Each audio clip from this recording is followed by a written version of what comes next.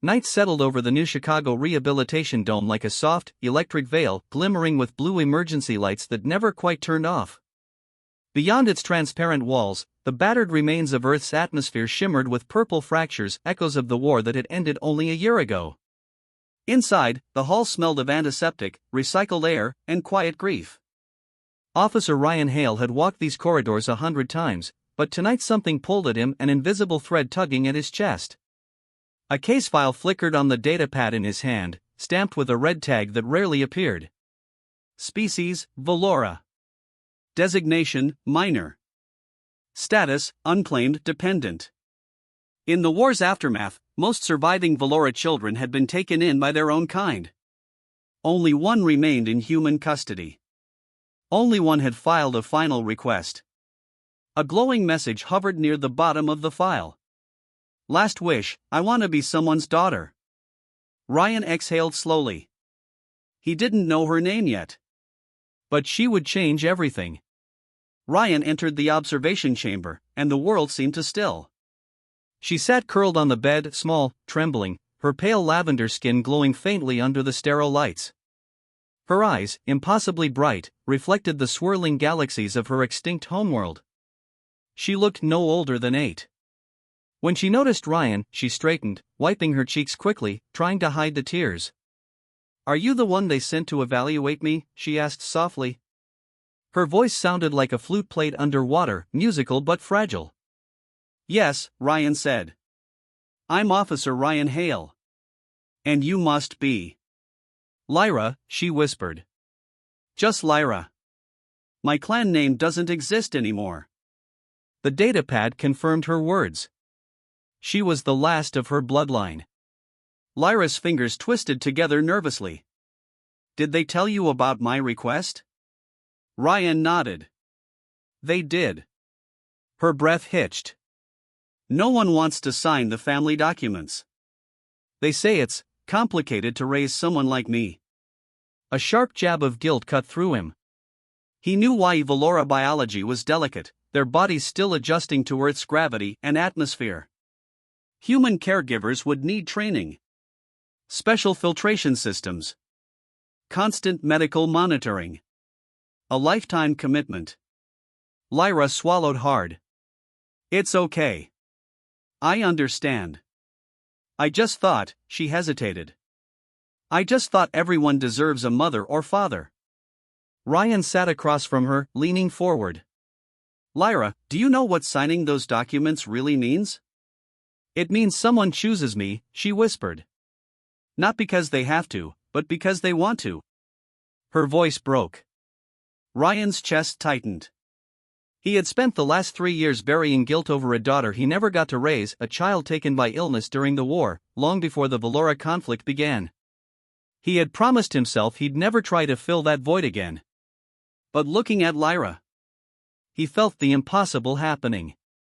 A crack in the walls he'd built. Lyra, he said quietly, would you like to leave this room for a while? Her eyes widened. I'm allowed? With me, you are. Her small hand slipped into his warm, trembling, trusting. In that moment, Ryan Hale understood something with absolute clarity.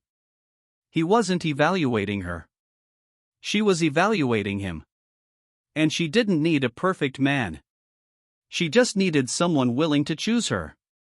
The sun was rising when Ryan brought Lyra to the rooftop garden, a place where artificial soil nurtured the last pieces of Earth's botanical heritage. Pink light spread across the horizon, glowing off the dome like dawn inside a crystal. Lyra stood beside a patch of flowers, her fingers brushing the petals. Your world is loud, she said. But your sunrise is gentle. Ryan smiled. That's one way to put it. She hesitated, then looked up at him. Officer Hale, why are you being kind to me? Because you deserve it. No, she shook her head. Others have said that. But they were afraid of what taking care of me would mean. Her voice trembled. You're not afraid. Why? Ryan's answer rose from a place he hadn't visited in years. I had a daughter once, he said. Her name was Emily. Lyra's eyes softened with a depth far beyond her age. Valora empathy was a rare, powerful thing. She's gone? Yes. Lyra nodded slowly. I don't want to replace her. You could never replace her, Ryan said gently. But that doesn't mean there isn't room in my life for someone else who needs me. The wind faintly fluttered her silver-white hair. I don't want someone who needs an alien child to fill an empty place, she whispered. I want someone who chooses me, not a memory. Ryan knelt to meet her eyes. I'm choosing you, Lyra. Her breath caught sharp, disbelieving. You mean it? He pulled out the datapad. Her name appeared at the top, waiting. Ryan tapped authorize adoption. A soft chime rang, quiet but final. Legally binding. Lyra froze. Her pupils widened, shimmering like collapsing stars. I'm someone's daughter, she whispered. I'm your daughter. She threw her arms around him, light but fierce, as though afraid he would vanish.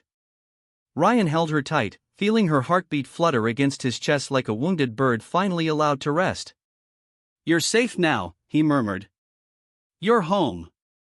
A soft sob of joy escaped her. I never had a father before. You do now. The dome lights warmed around them, basking the garden in gold.